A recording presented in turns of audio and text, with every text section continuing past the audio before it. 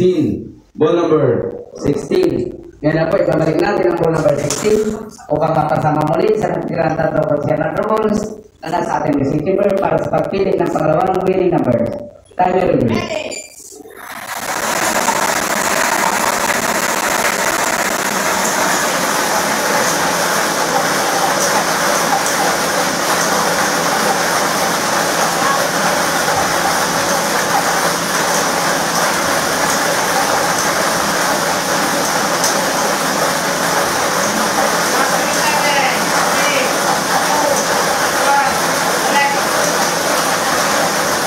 Nakapili na po ng pangalawang ball ang ating machine. At yan ay ang ball number 23. Ball number 23. Ulitin ko lamang po ang ating small down lottery winning combination para sa draw natin tayo ball number 16 and 23. This is size by the 3.